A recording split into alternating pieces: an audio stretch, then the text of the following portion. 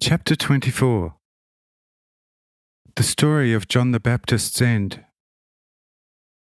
Matthew chapter 14, verses 1 to 12. Roman. Recently, the Tetrarch Herod's tax collectors reported to this very Herod the rumours about you and your deeds. Matthew 14:1. Telling him how you put them to flight on the occasion of their tax extortions, and how they were incapable of countering your power by any means. Thereupon Herod summoned his seer.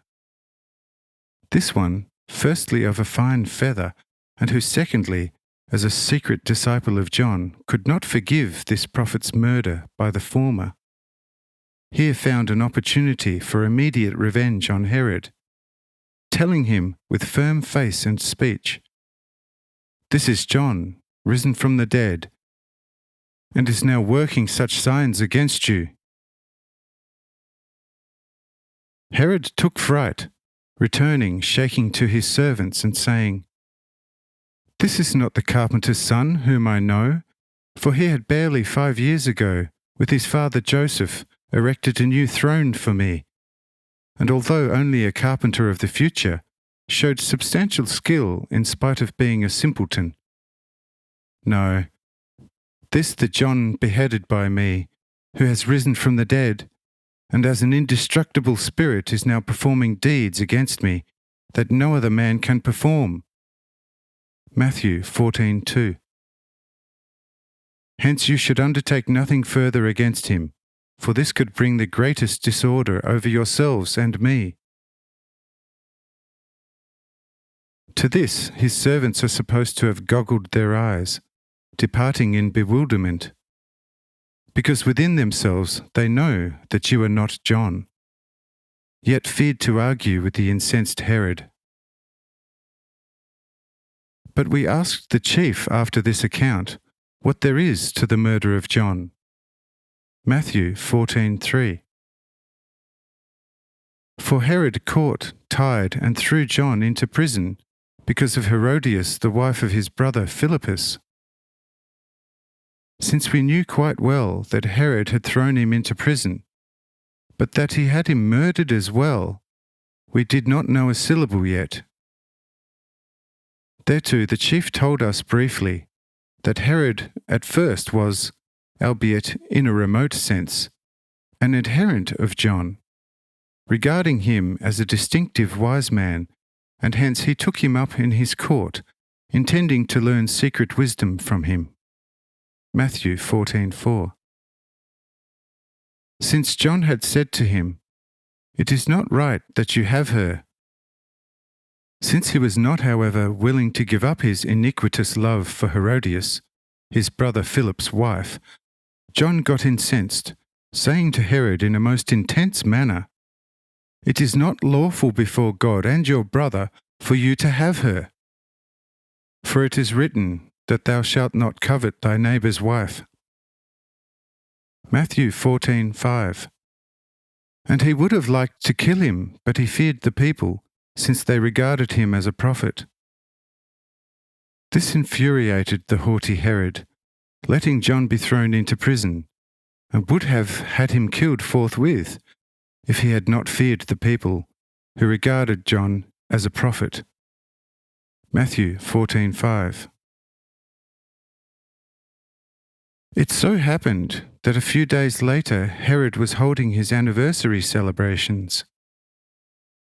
On this day, Herodias' beautiful daughter danced before him and his guests, which pleased Herod immensely. Matthew 14:6. He therefore gave the beautiful dancer an oath that he will give her whatever she asks of him. Matthew 14:7. The daughter first went to her mother, who had sworn revenge on John for trying to turn Herod away from her. And so the mother persuaded her daughter to demand John's head. Thereupon the daughter went to Herod, saying, "Give me the head of John on a golden platter."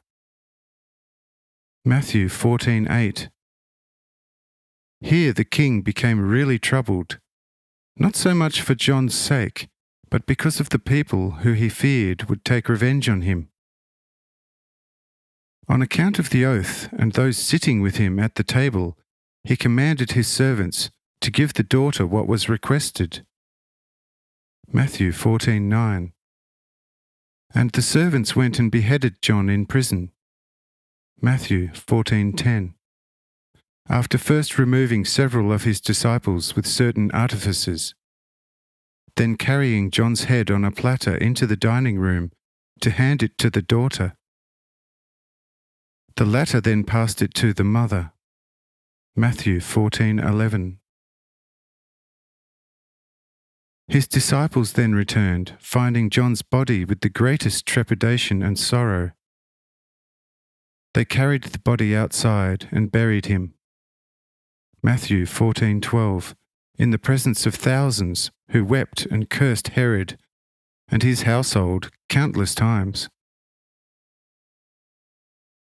Herodias, however, at the sight of John's head, was supposed to have sunk dead to the floor with dreadful facial convulsions, and her daughter a few moments after her as well, whilst Herod and all his guests fled the hall in terror. Lord, this word for word is the exceedingly sad tale about John the Baptist at the river Jordan, not far from the wilderness of Bethabara, not far from where this river drains into the sea, then flowing through it to finally turn toward the Dead Sea. What will you say to this? Is it possible that people can actually turn into devils like that? And that at a time when you yourself, whom heaven and earth obey, is walking the earth as man? Do you have no more lightning and thunders? After that, Cyrenius and Cornelius step over to me, immensely incensed, saying, Lord, here danger is lurking. We can no longer hearken upon your great patience and long-suffering. Here setting hand to task is called for instantly. This entire hell brood, together with Jerusalem and the temple, must be extirpated from the face of the earth in 10 days at the most. Say I, look here, these 2 youths suffice to carry out in a moment what all Roman power in aggregate could not accomplish in 100 years. If all this did not have to take place on account of divine order, then believe me, it would be an easy matter for me to destroy all this in the quickest moment. But such excess must take place for the development of a new heaven and a new earth. See to it that you get away from here, because this new chief is an evil person, and Satan shows him 1,000 ways of harming you most thoroughly. Hence, get away in haste. I myself shall be leaving here today, and not return to this area in a hurry, for one has to evade a raging dog. This is one who has a lot of gold and silver, or he could not have bought such office for himself. With lots of gold and silver, one can accomplish much in the world with worldly people. And he who, besides that, purchases such a position solely on account of profit and domination can be trusted by no means. Hence arise and make off from here, all of you, and you, Reuben, return home, because you have not as yet been missed. Says Reuben, if they ask me about you, what should I say? Say I, this shall be placed in your heart and upon your tongue.